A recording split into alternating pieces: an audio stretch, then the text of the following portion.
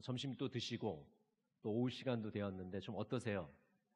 조금 나른하시죠? 노곤하시기도 하고 이렇게 좀 순환을 좀 하기 위해서 여러분 손가락을 좀 이렇게 마사지를 좀 한 손까지씩 이렇게 하시면 좋을 것 같아요. 앞으로 당기기도 하시고, 네, 또 이렇게 좀 털기도 하시고, 돌리기도 하시고, 네. 그리고 저번에 제가 가르쳐 드린 거 있죠? 네, 이거 우리는 이렇게 하는 건데 전통적으로 근데 운동할 때는 밖으로 펴는 겁니다. 이게 하나입니다. 하나. 자, 해볼까요? 하나, 둘, 셋, 넷, 다섯, 여섯, 일곱, 여덟. 하나, 둘, 셋, 넷, 다섯, 여섯, 일곱, 여덟. 하나, 둘, 셋, 넷, 다섯, 여섯, 일곱, 여덟. 네, 아직도 이렇게 하시는 분 있어요. 이게 하나가 아니고 이게 하나예요. 이게 하나. 자꾸 이렇게 하시지 마시고 네, 어린 시절의 기억이 있으신 것 같아요. 네. 자, 저번에 제가 가르쳐 드린 것 중에 어디를 만지면 단기 기억이 좋아진다 그랬죠? 네, 귀. 요 귀를 이렇게 좀 만져주시고 위에 있는 부분은 이렇게 주름을 좀 펴주시고 밑에 귓볼은 좀 당겨주시고 이렇게요. 네, 이렇게 마사지를 좀 해주시면 뭐가 좋아지냐면 단기 기억이 좋아집니다. 그러니까 최근의 기억, 그렇죠? 최근에 일어난 일들을 잘 기억할 수가 있어요. 네, 그리고 이제 장기 기억, 오래된 일을 잘 기억하려면 누운 팔자를 그려주라고 말씀했습니다. 리미트 무한대. 누운 팔자를 이렇게 하는데 이 눈이 이 손가락을 따라가야 돼요, 여러분. 팔자를 이렇게 따라가시면 돼요. 이렇게 앞에다가 팔자를 눕혀놓고 이렇게 따라가시면 돼요. 팔자. 네. 잘 되세요? 네. 이렇게 하시면 이제 단기 기억도 좋아지고 장기 기억도 좋아진다고 합니다. 자, 오늘 프린트물을 좀 보도록 하겠습니다. 성령의 9가지 열매가 9가지 유형의 사람을 치유합니다. 오늘 우리가 살펴볼 것은 6번인데요. 6번하고 같이 읽어볼까요?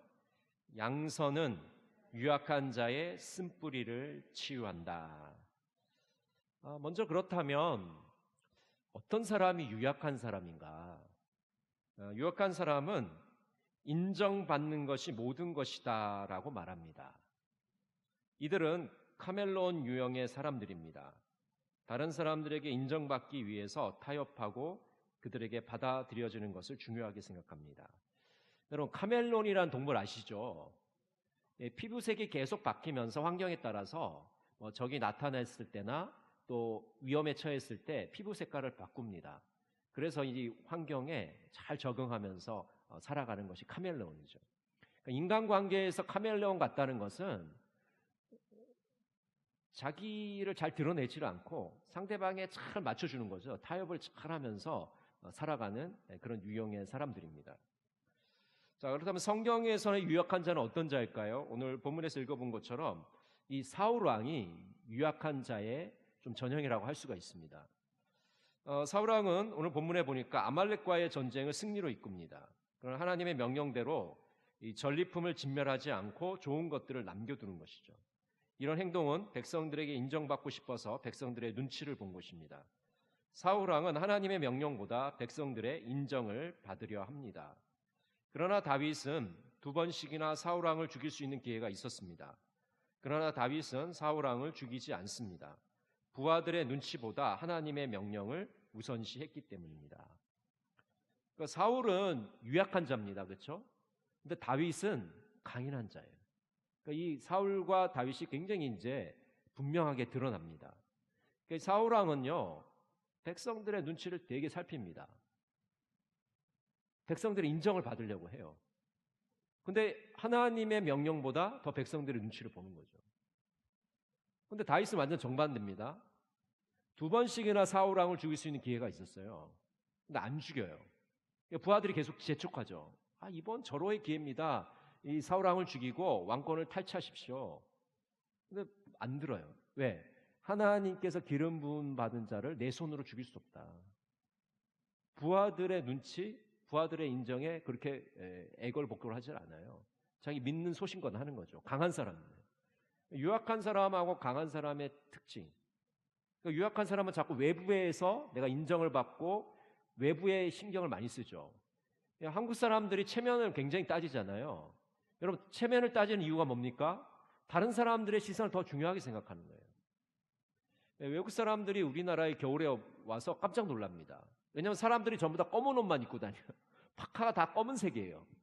뭐 흰색도 가끔 있지만은, 아니 왜 한국 사람 다 개성이 없지? 왜 다 검은색만 입고 다니지?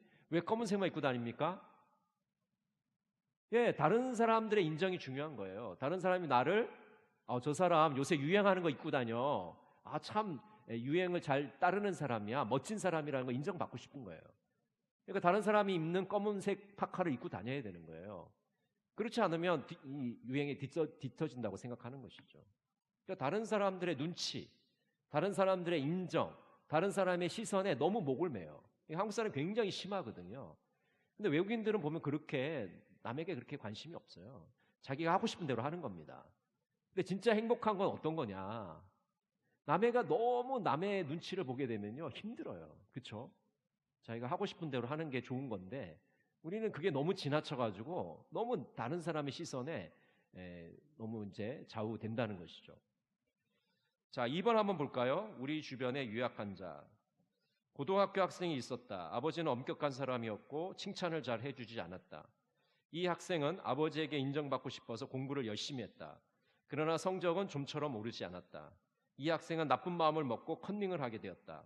컨닝을 해서 성적이 조금 올랐고 아버지는 칭찬을 해주었다. 이 학생은 아버지의 인정을 받기 위해 계속 시험 때마다 컨닝을 하였고 결국 발각되었다. 그리고 무거운 징계를 받게 되었다. 여러분, 이 학생은 왜 컨닝을 하게 됐습니까?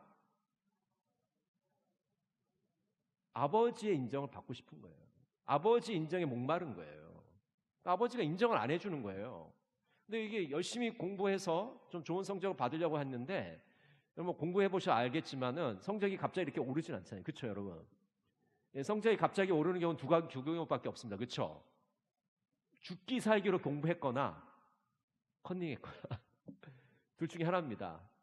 최근에도 그 사건이 있었잖아요. 엄마가 학교에 들어가서 시험지를 훔쳐가지고 자기 딸한테 준 거예요. 시험 보기 전에. 그래서 얘가 계속 전교 1등을 했어요. 근데 이번에 발각이 돼서 이제 엄마 시험지 없이 시험을 봤는데 수학 점수가 40점 맞았대요.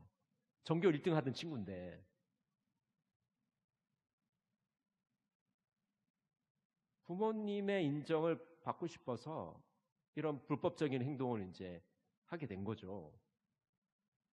부모님의 인정이 너무 목말라서 이런 행동을 하게 된 겁니다. 굉장히 유약하다는 것을 우리에게 보여주는 거죠. 자, 한번 넘겨보실까요? 자, 유약한 자의 생활 양식입니다. 먼저 유약한 자들은 타협이 기본적인 생활 방식이다. 자, 구약 성경에 보면 에스더가 나오는데 왕으로서 적당히 타협하면서 살아갑니다. 모르드게가 왕에게 나아가 유대인들을 구명하라고 하자 깊은 고민에 빠지게 됩니다.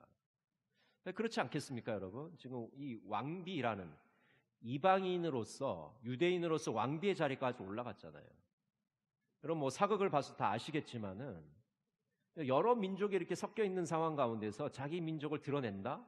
또 포로로 잡혀온 자기 민족을 드러낼 수가 없어요. 그러니까 그걸 비밀에 붙이고 왕비의 자리에 오른 거죠. 그러니까 계속 타협하는 생활을 할 수밖에 없습니다. 근데 이제 모르드게가 자, 유대인들이 지금 죽게 생겼으니까 너 결단을 해라. 왕 앞에 나가서 민족을 밝히고 왕 앞에 나가서 좀 유대인들을 구해라. 그렇게 했을 때 이제 에스더가 깊은 고민에 빠지게 되는 것이죠. 마침내 자신의 타협적인 태도를 버리고 일사각오의 정신으로 왕 앞에 나아간다. 유약한 자들은 인정을 받기 위해서 진리를 포기하고 타협하기도 한다. 우리 주변에는 결혼하기 전에는 신앙생활을 잘하던 사람이 결혼 후에 믿음을 떠나는 이들을 종종 발견할 수 있다. 결혼을 했는데 시댁이 불교 집안이에요. 그래서 어머니를 따라서 절에 공양하러 다닙니다. 불상 앞에서 빌어요. 열심히 청년 때까지 결혼하기 전까지 열심히 교회 생활하고 신앙생활을 했는 사람인데 시댁과 타협하는 거죠. 물론 뭐 싸우라는 얘기는 아닙니다. 그렇지만은 타협할 때와 타협하지 않을 때를 잘 구별을 해서 이런 일들을 해 나가야 되는 거죠. 자, 두 번째는 보겠습니다. 유약한 자는 칭찬받기 위한 행동이나 아이디어를 얻기에 민감하다. 유약한 자는 다른 사람의 반응과 칭찬에 극도로 민감하다. 사람들의 인정을 받기 위해서 골몰하다가 어리석은 짓을 하기도 한다.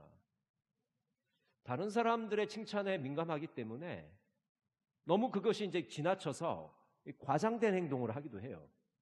그래서 자기 없는데 있는 척을 하고 센 척을 하게 되는 거죠. 가진 척을 하고. 자신의 행동을 과장되게 보이기도 합니다. 또 다른 사람과 자신을 비교하죠. 그래서 다른 사람이 자기보다 나오면 열등감에 빠지고 자기보다 못하면 무시하고 우월감에 빠집니다. 또 이런 사람들은 거짓 관계에 집착하기가 쉬워요. 그래서 자기한테 유익을 주고 자기에게 도움이 되고 좀 단물을 빨아먹을 수 있는 관계에 집착을 하게 되죠. 그러다 보니까 이 진실한 인간관계에서 점점 멀어지게 됩니다. 또 이런 사람들은 자기 삶을 낭비합니다. 늘 다른 사람들의 눈치를 보고 다른 사람들이 나를 어떻게 보느냐에 더 신경을 쓰기 때문에 자기가 주도적으로 자기 삶을 이끌어 나가지 못해요. 그러니까 늘 다른 사람들에 의해서 좌우가 되니까 자기 주도적인 삶을 살지 못하는 거죠. 자, 3번 한번 볼까요? 유약한 자는 자기의식이 매우 강하다. 유약한 자는 자기를 포기하는 것이 아니라 자신의 생존과 안위를 위해서 자신을 포기하는 것처럼 보일 뿐이다. 유약한 자의 행동은 자신의 생존을 위한 이기적인 행동의 발로이다. 여러분 3번이 여러분 좀 의아하지 않습니까? 유약한 자는 자기 의식이 약할 것 같은데 오히려 자기 의식이 강한 거예요. 그러니까 다른 사람들에게 자꾸 좌우되고 다른 사람의 시선을 의식하는 이유가 자기 의식이 강해서 그래요. 자기가 생존 욕구가 높고 자기가 다른 사람보다 더 인정받고 싶은 욕구가 더 크기 때문에 다른 사람들과 타협하고 다른 사람들의 시선을 더 신경을 쓰는 거죠. 그러니까 자기 의식이 약해서 타협을 하는 게 아니고 이게 너무 강해요. 강하니까 그걸 지키기 위해서 겉으로 보기에는 굉장히 유약하고 연약한 모습으로 비치는 겁니다. 근데 사실은 굉장히 자기 의식이 이 생존 본능이 굉장히 강한 것이죠. 4번 한번 볼까요? 유약한 자는 모든 사람들에게 환영을 받으려고 한다. 여러분 우리가 인간관계를 가질 때 모든 사람에게 환영을 받을 수 있을까요? 그게 가능한 일입니까? 네, 그런 일은 없어요. 여러분 인간관계에서 모든 사람들에게 열렬히 환영을 받는다. 뭐 독재자 여기 총을 가지고 있는 군인들이 옆에 있지 않는 한 그런 일은 나올 수가 없어요. 그 중에는 뭐 100이면 100명 중에 한 명은 나를 싫어하는 사람이 있다고요. 어쩔 수가 없어요. 모든 사람에게 환영을 받을 수가 없습니다. 근데 유약한 자는 자신이 환영하지 않는 사람을 만나면 견디지를 못하게 돼요. 이 사람이 나를 좋아하지 않네? 나를 환영하지 않네? 나를 반가워하지 않네? 못 견뎌요. 그렇죠? 대중적인 연예인들은 인기에 아주 민감해서 인기가 떨어지면 견디지 못하고 생을 포기하기도 한다. 그럼 연예인 중에 자살을 하는 사람들이 의외로 많죠. 왜 자살을 할까요? 돈이 없어서? 일이 없어서? 이분들은 인기에 너무 목말라 하는 거예요. 근데 내가 인기가 없다는 것을 피부로 느끼게 되면 자꾸 위축이 되고 우울해지고 자신이 작아집니다. 그 결국 견디지 못해서 생을 포기하는 거예요. 나를 모든 사람이 환영해 주기를 바라는데 실제로 인간 사회에서는 그런 일이 벌어지지 않죠. 뭐 좋아하는 사람도 있겠지만 뭐 싫어하는 사람도 있을 수 있고. 그러면 싫어하는 사람들이 악플을 달잖아요. 그렇죠? 그 악플을 읽고 큰 상처를 받기도 하고. 우리가 아는 누구죠? 갑자기 생각이 안 나는데 남자는 여자하기 나름입니다. 그 한 배우가 누구죠? 최진실인가요? 최진실 배우도 보면은 악플을 읽고 깊은 상처를 받잖아요. 그리고 자살을 하게 되잖아요. 우리는 별거 아닌 거, 뭐 악플을 보고 그런 얘기 듣고 뭐 생을 마감할까? 아닙니다. 그 한두 가지, 뭐 한두 평 이렇게 실린 거야 뭐 그게 큰 영향이 없겠지만 수십 년, 수백 명이 그렇게 앞을 달아놓으면요 견디지 못합니다. 보통의 정신 갖고는 그거 견디지 못해요. 굉장히 무서운 거죠, 그런 것들이. 굉장히 이 심리 상태가 유약하다는 것을 이제 보여주는 것이죠. 자, 다섯 번째 한번 볼까요? 유약한 자들은 장기간에 걸친 깊은 인간관계를 가질 수 없다. 유약한 자는 자신의 솔직한 모습을 드러내면 영향력 있는 사람들이 자신을 싫어할 것이라고 생각한다. 그래서 싫지만 좋아하는 척하고 거절해야 할 때도 수용하면서 거짓 웃음을 짓는다. 사실 요 5번은요, 우리 한국 사람들이 사회생활 할 때 이런 부분이 굉장히 많아요. 그렇죠? 나는 싫은데 내가 싫은 티를 내면 상대방이 나를 싫어하게 될 거예요. 그러니까 싫은데 좋아하는 척해요. 그렇죠? 내가 이 음식을 내가 싫어하는데 내가 싫어한다고 상대방이 기분 나빠할까 봐 좋아한다고 얘기합니다. 그럼 상대방은 어떻게 오해해요? 아, 이 사람이 이거 좋아하는구나. 계속 내옵니다. 나 이거 싫은데. 이게 어려운 거죠. 이게 한국 사람들 인간관계 하기 힘든 거죠. 그래서 요거 제가 별로 좋아하는 거는 뭐 이렇게 상대방이 반응을 봐서 미지근하면요 싫어하는 겁니다. 그렇죠? 근데 이게 눈치가 없는 사람은 계속 좋아하는가 보다.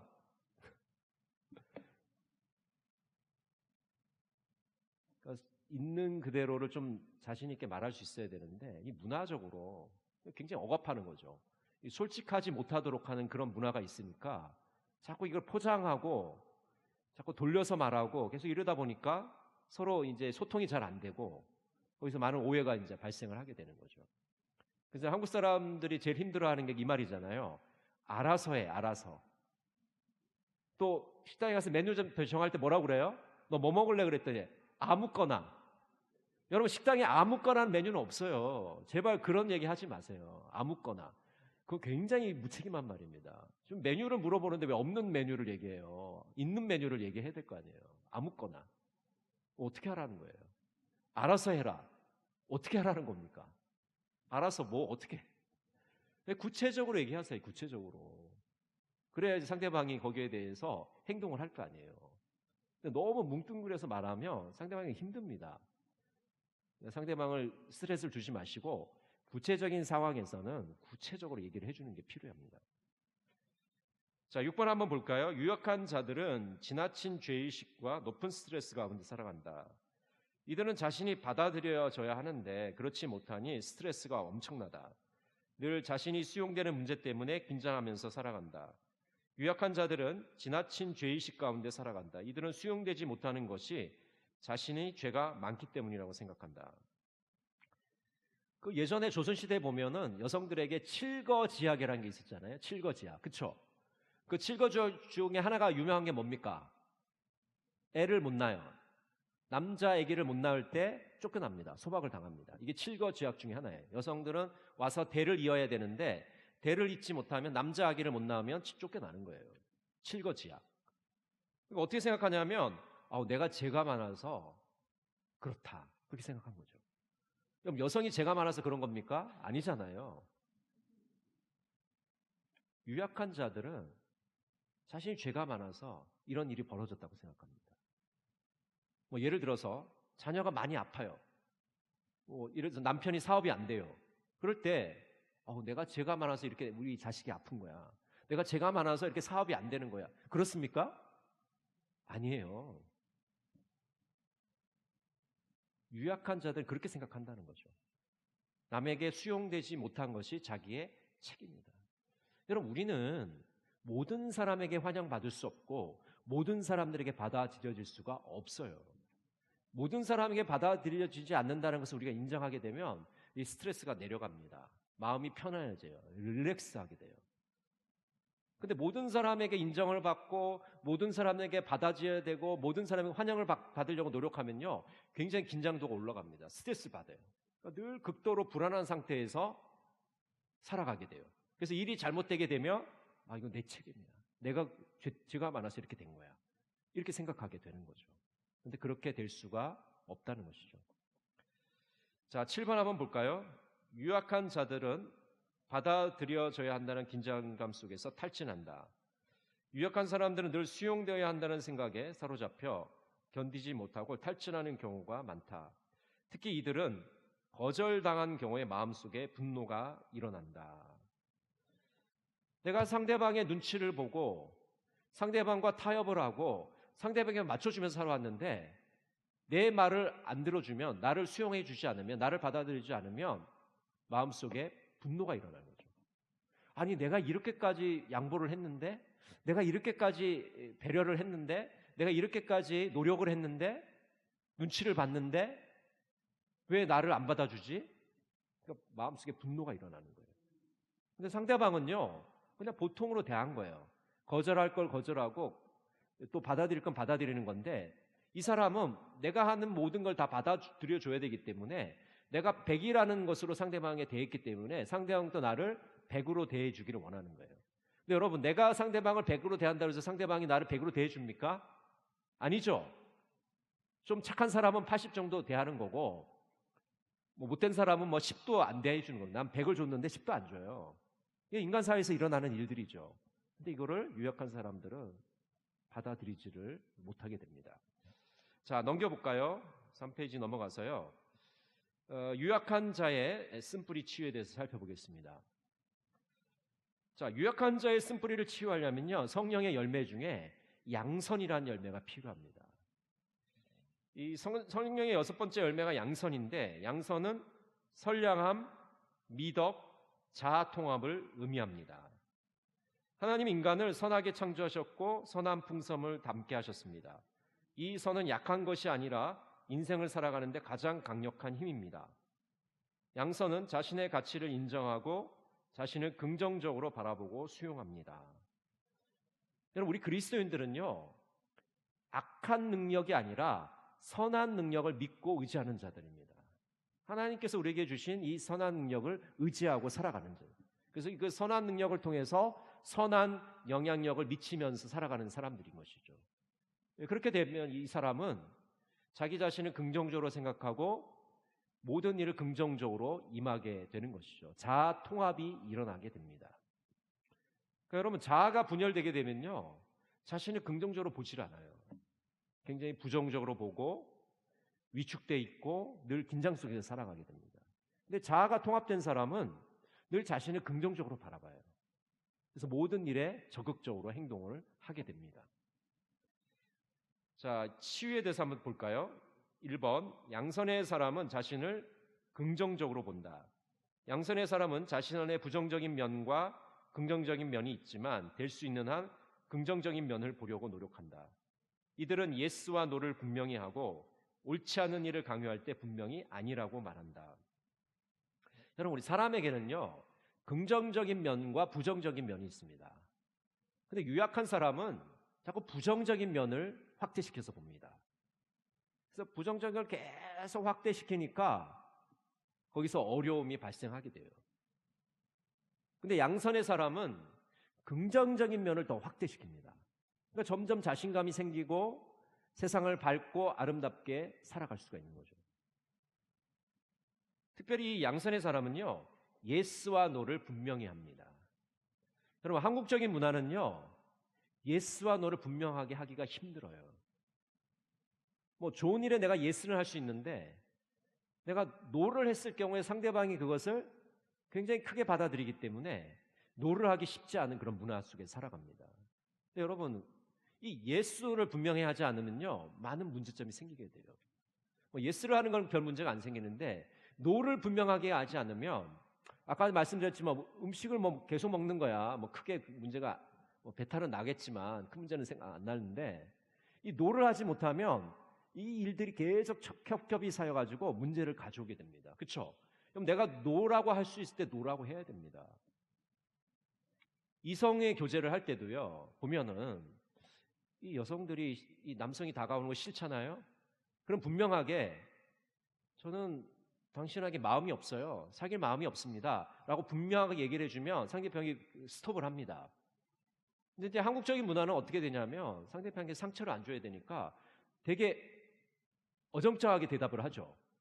그래서 싫은 건 아닌데 뭐 시간이 지금 없고 뭐 상황이 이렇고 뭐 계속 돌려서 얘기하죠. 그럼 상대방이 오해를 합니다. 아, 내가 싫은 건 아닌데 일이 있어서 그렇구나. 그럼 기다리면 되겠구나. 이렇게 생각 오해를 해요. 그러니까 예스와 노를 분명히 해줄 때는 예스, 노를 분명히 해줘야 상대방이 오해를 하지 않는 거죠. 그런 비극적인 일들을 막을 수가 있습니다. 또한 옳지 않은 일을 강요할 때 분명히 아니라고 말하는 게 좀 필요해요. 분명히 이게 옳지 않은 명령인데, 옳지 않은 일인데 생각을 했으면 아니라고 할 수 있어야 되는데, 이 한국 사회가 워낙 이제 조금 이렇게 뭐라 그러죠? 권위주의적인 잔재가 남아있기 때문에 아랫사람일수록 그렇게 아니라고 얘기하기가 어려운 거죠. 내가 아니라고 얘기했을 때 내게 가해지는 어떤 불이익, 손해들을 생각해 보면 쉽게 말을 못 합니다.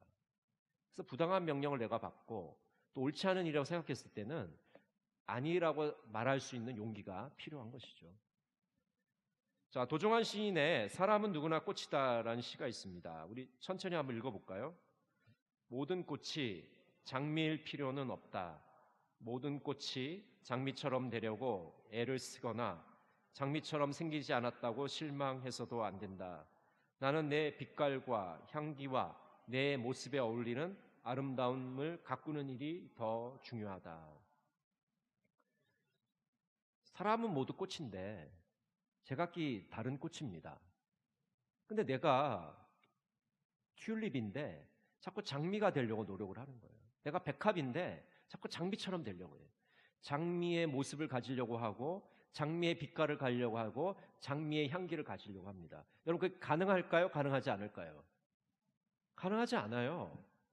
가능하지 않은 일인데 우리가 그것을 노력해요. 애를 씁니다. 장미처럼 빨갛게 보여야지, 또 장미처럼 예쁘게 보여야지, 장미처럼 그런 향기를 내야 되지. 여러분, 불가능한 일을 시도를 하니까 거기서 무리수가 생기게 되는 거죠. 우리 저마다 가진 빛깔이 있습니다. 저마다 가진 향기가 있어요. 그럼 내가 가진 빛깔과 내가 가진 향기를 잘 발산할 수 있도록 노력을 해야 되는 거지, 다른 꽃을 닮으려고 노력할 필요가 없다는 거예요. 근데 실제로 우리가 많은 삶의 부분들이 장미를 닮으려고 애를 쓰는 겁니다. 그러니까 어려움이 발생을 하게 되는 거죠. 왜 나는 장미를 닮을 수 없지? 실망하고 절망을 하게 됩니다. 낙심을 하게 되는 거죠. 내 빛깔과 내 향기를 계속해서 개발해 나가게 되면 그 장미에 뒤지지 않는 아름다운 빛깔을 낼 수가 있고 장미에 뒤지지 않는 향기로운 향기를 낼 수가 있습니다. 그런 모습으로 우리 각자의 개성을 잘 살려서 살아가야 되는데, 이 대한민국이라는 사회는 개성을 굉장히 억압하는 사회예요, 여러분. 그렇죠? 내가 좀 튀려고 그러면 막 사방에서 억압을 합니다. 야, 튀지 마. 튀면 죽어. 튀면 다친다. 너 안전하고 살고 싶어? 튀지 마. 계속 압박이 들어와요. 그러니까 개성을 좀 이렇게 발산할 수 있는 그런 공간이 별로 없어요. 그러니까 너무 답답한 거죠. 그러니까 개성이 강한 사람들은 한국 사회에 견디기가 쉽지가 않아요. 근데 조금은 우리가 여유를 가지고 그 사람이 좀 튀더라도 받아줄 수 있고, 너 얼마나 힘들었니? 좀 튀어봐. 이렇게 해줄 수 있어야 되는데 계속 이제 억압을 하니까 힘들어하는 거죠. 자, 2번 한번 볼까요? 양선의 사람은 결과를 기대하지 않고 선을 베푼다. 유약한 사람은 선을 베풀고 좋은 소리를 듣지 못하면 실망하고 낙담한다. 그러나 양선의 사람은 선을 베풀고 좋지 않은 이야기를 들어도 마음 상하거나 낙심하지 않는다. 여러분, 우리가 선행을 했을 때 실망하는 이유가 뭡니까? 기대하잖아요. 보상을 기대하죠. 내가 이렇게 열이라는 선행을 했으니까 상대방은 나에게 적어도 7, 8개의 좋은 일들을 내게 해줄 거다. 그렇지 않아요. 사람들이 그렇게 이타적이지가 않습니다. 그러니까 낙심하고 실망하는 거죠. 나는 이렇게 많은 걸 줬는데 나한테 이렇게 적은 걸 줘? 낙심해요.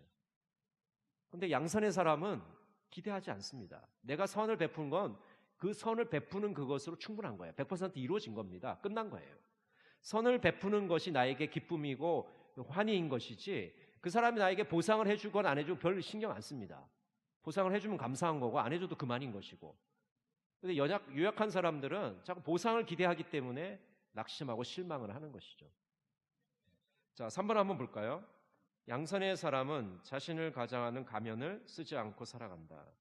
양선의 사람은 가식 없이 살아가기에 마스크를 쓰지 않고 연기를 하지도 않는다. 유약한 사람들은 자꾸 가면을 쓰죠. 왜냐하면 내가 가면을 많이 써야 상대방이 나의 본심을 알아채지 못하고 나에게 잘해줄 것이기 때문에 상대방의 시선에 자꾸 신경을 쓰고 다른 사람들의 인정에 목말라 합니다. 그런데 양선의 사람은 가면을 쓸 필요가 없어요. 있는 그대로의 모습으로 상대방을 대하기 때문에 상대방도 편하게 나를 대하게 되고 서로의 긴장감이 없어지게 되는 것이죠. 자, 4번을 한번 볼까요? 양선의 사람은 하나님의 시각으로 인생의 모든 단계를 가치 있게 수용한다. 인간은 보통 일생에서 3번의 위기를 겪게 됩니다. 청소년기에 정체성의 위기를 겪고 중년에는 생산성의 위기를 겪습니다. 노년에는 삶의 통합성의 위기를 겪습니다. 자, 사춘기에는요, 자기가 누구인지에 대한 것이 너무 고민이 돼요. 나는 누구인가? 이 화두를 던지면서 이제 방황을 하지 않습니까? 그래서 사춘기에 이제 심각하게 방황하는 사람들은 뭐 일탈도 하고 탈선도 하고 그러지 않습니까? 근데 자기 자신이 누구인지 몰라서 그래요. 자기가 누구인지, 자기 정체성에 대한 고민을 하죠, 사춘기 때는. 그다음 이제 중년이 되면 생산성의 위기가 닥쳐옵니다. 내가 이 회사에 필요한 사람인가? 내가 이 가정에 쓸모 있는 사람인가? 내가 이 사회에 유익한 사람인가? 이런 고민을 하게 돼요.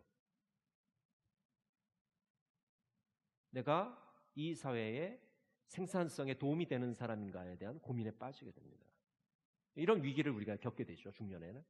그 다음에 이제 노년이 되면요, 어떤 위기를 겪냐면 통합성의 위기를 겪습니다. 내가 지금 인생을 여태껏 살아왔는데 이 인생이 과연 의미 있는 인생인가? 유익한 인생인가? 정말 가치 있는 인생인가에 대한 물음을 묻게 되는 거죠. 나의 아동기, 나의 청소년기, 나의 청년기, 나의 장년기가 정말 이 사회에도 도움이 되고 내가 지금 노년에 돌아봤을 때 정말 의미가 있었고 많은 사람들에게 유익함을 주고 우리 가족들에게도 깊은 감사를 받을 수 있는 그런 삶인가에 대한 고민에 빠지게 되는 거죠. 그래서 그런 통합성이 일어나지 않으면 자신의 삶을 후회하고 내가 왜 이렇게 살았지? 나 이렇게 안 살려고 그랬는데 내 삶이 너무 무의미하다, 헛되다. 고독감과 외로움에 빠지게 되는 것이죠.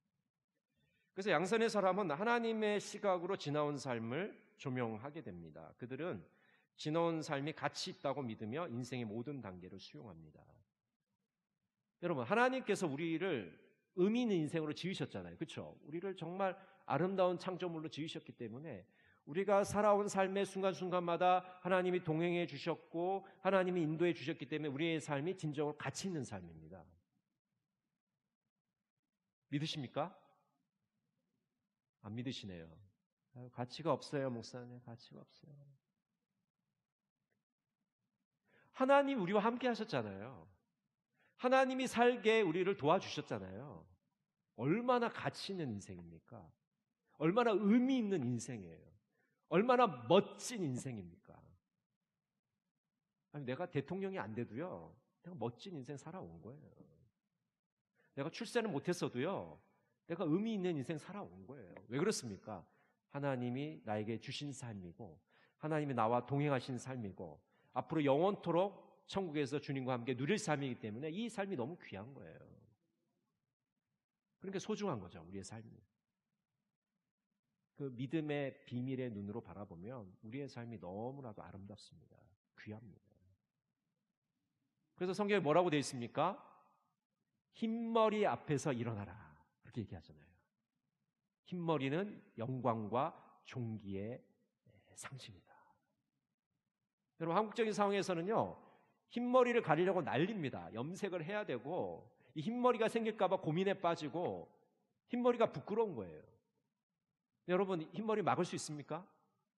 막을 수 없잖아요. 근데 사실은 흰머리가 영화의 면류관입니다. 하나님께서 내게 주신 삶을 성실하고 진실하고 아름답게 살았기 때문에 하나님이 주신 상급인데 이 상급을 부끄럽게 생각해요. 한국적인 문화는 그렇습니다. 절대 그렇지 않아요. 하나님이 주신 이 흰머리는 영광의 상징입니다. 하나님의 상이에요. 보상입니다. 보상. 내가 이 삶을 이렇게 잘 살아왔다는 것에 대한 하나님의 상을 주시는 거예요. 여러분, 이 흰머리의 상을 부끄러워하지 마시고 자랑스럽게 생각하시기 바랍니다. 아멘은 분이 없네요. 집에 가서 염색해야지. 자랑스러운 겁니다. 자랑스러운. 부끄러운 게 아니고 자랑스러운. 자, 정리 한번 들어가 볼까요? 주변에 유약한 사람이 있다면 토끼와 거북이의 이야기를 해주라. 토끼와 거북이는 각기 다른 가능성과 꿈을 갖고 있다. 토끼는 토끼의 꿈을, 거북이는 거북이의 꿈을 꾸어야 한다. 여러분, 많은 사람들이 토끼와 거북이 이야기를 들으면서 뭐가 되려고 그래요? 토끼가 되려고 그러죠? 여러분, 거북이가 토끼 될 수 있습니까? 안 돼요. 근데 경주에서 이긴 사람은 누구예요? 거북이가 이겼잖아요. 무엇을 얘기해 주려고 그럽니까? 거북이는 거북이의 삶을 살고 토끼는 토끼의 삶을 살면 돼요. 토끼가 경주에서 진 이유는 뭐냐면요, 거북이처럼 행동했기 때문이에요. 토끼는 토끼처럼 행동하면 승리할 수 있는 거예요. 거북이는 거북이처럼 노력했잖아요. 계속 살금 가서 먼저 통과했잖아요. 여러분이 거북이인지 토끼인지는 중요하지 않습니다. 내게 주어진 삶을 성실하고 진실되게 살면 되는 거예요. 그러면 어느 순간 나는 결승 지점에 도착해 있는 것입니다. 내 꿈과 내 계획과 내게 주어진 소명을 감당하며 살아가는 것이 중요한 것이죠. 양선의 사람은 자신이 예수님으로부터 받은 꿈을 간직하면서 그 꿈을 잘 개발하며 나의 나됨을 예수님께 감사하며 살아가는 사람들이다. 한번 따라해 보실까요? 나의 나됨을 감사합니다. 네, 손으로 가슴을 얹으시면서 한번 다시 해볼게요. 나의 나됨을 감사합니다. 여러분, 내가 된 것이 너무 감사하잖아요. 그렇죠? 내가 아니고 딴 사람 됐으면 얼마나 큰일 날 뻔했어요. 근데 나의 나됨을 감사한 거죠. 하나님 너무 감사합니다. 나를 삼아 주셨군요. 내가 되도록 해주셨군요. 너무 감사한 거예요. 나의 나됨을 감사할 수 있어야 됩니다. 양선의 사람은 자신의 독특성과 고유성을 잘 간직하면서 그것을 열심히 개발하는 사람들입니다. 아까 도종환 시인의 시도 말씀을 드렸지만 자신의 빛깔이 있어요. 자신의 향기가 있습니다. 그것을 가꾸시고 노력해 보시면 좋을 것 같아요. 양선의 사람은 쫓기는 사람이 아니라 부름받은 사람이다. 부름받은 사람은 사람들의 인기와 인정에 목말라 하는 사람이 아니라 은밀하게 들려지는 주님의 음성에 만족하며 살아가는 사람이다. 자, 마지막 문장 우리 천천히 한번 같이 읽어볼까요? 부름받은 사람은 자신이 청지기임을 안다. 자신이 누구인지를 정확히 알고 있다. 부름받은 사람은 요동치 않는 목적의식을 갖고 있다. 삶 속에 기쁨과 평안이 넘친다. 여러분, 우리는 누구라고요? 청지기입니다. 청지기. 하나님께로부터 시간과 물질과 삶을 부여받았습니다. 빌렸습니다. 하나님이 주신 것들, 시간과 물질과 많은 것들을 잘 개발해서 쓰다가 하나님이 부르시면 반납하고 가는 겁니다. 그러니까 우리의 삶이 얼마나 기쁘고 평안하겠습니까? 그렇죠? 내게 아니니까.